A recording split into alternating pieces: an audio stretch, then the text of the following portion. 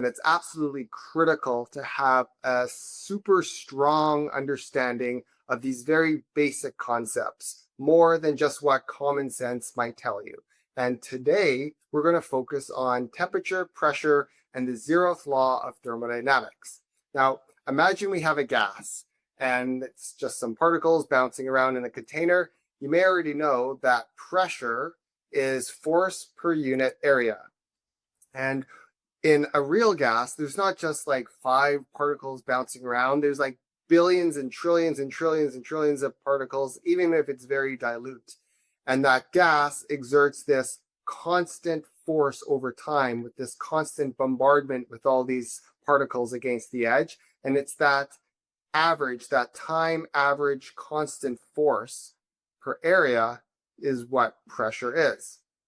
So pressure of the system is related to the force that the system exerts outward on the surroundings or wherever the surroundings are. So it's exerting a pressure out. Now, likewise, pressure of the surroundings, it's going the other way, opposite of the system, so that for a mechanical equilibrium, then the boundary is not moving and the system's not expanding or collapsing. Okay. Now, what we may not think about is pressure that's exerted by non-gases. Imagine this gold bar. There's atmospheric pressure. There's particles bombarding on the gold bar, kind of pushing at it, exerting a force downwards on it and all around it, actually. But the gold bar is also exerting a pressure kind of upwards and outwards to balance that of the system. And then also in liquids, we can have liquid pressure due to the mass downwards, and then also upwards as the molecules moving around in the liquid are going to the surface and bombarding on the atmospheric pressure molecules. Now, the standard unit for pressure is the bar. That's according to the International Union of Pure and Applied Chemistry, which is the one that I'll likely use in all of these videos here. You might use ATM. It's kind of an older standard, but we're going to stick to bar, which is equal to 100 kilopascals or 10 to the 5 Pascal.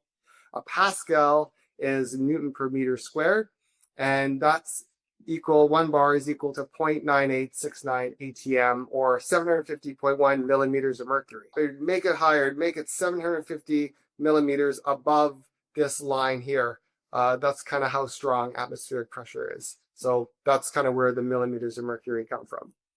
Okay, now temperature is one of those things where we think we know what it is. Someone on the street, you ask them, yeah, I know what temperature is. But people generally don't have a real understanding of what it means in thermodynamics. Should say that properly. Now, it's a measure of hot and cold, but what does that really mean, measure of hot and cold? But the math tells us that temperature is a measure of the average translational kinetic energy of the molecules. So you can think of it like that. We'll go into more depth later, but it's kind of a measure of how much energy they have due to motion, which is different than heat. Heat is not energy. Heat tells us how energy is being transferred. Heat doesn't tell us how hot or cold something is. Heat only occurs when there's a temperature difference. When there's no temperature difference, there's no heat.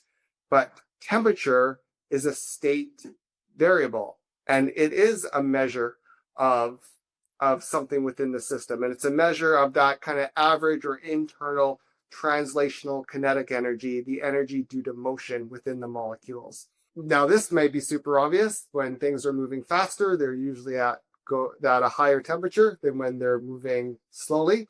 So that's kind of a little bit intuitive, but I should go back.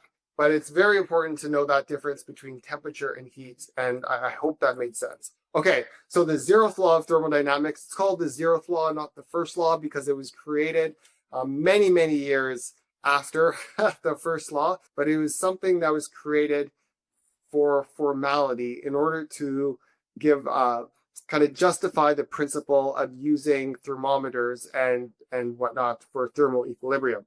So what it states is that if there's 3 bodies, and if A, B, and C, and if A is in thermal equilibrium with B, and it's in thermal equilibrium with C, that means they're at the same temperature. A is at the same temperature as B. A is also at the same temperature as C. Then that implies that B and C are also in thermal equilibrium. So they're also at the same temperature. And this was known well before this was published, but this formality was required for the theory in order for it to work.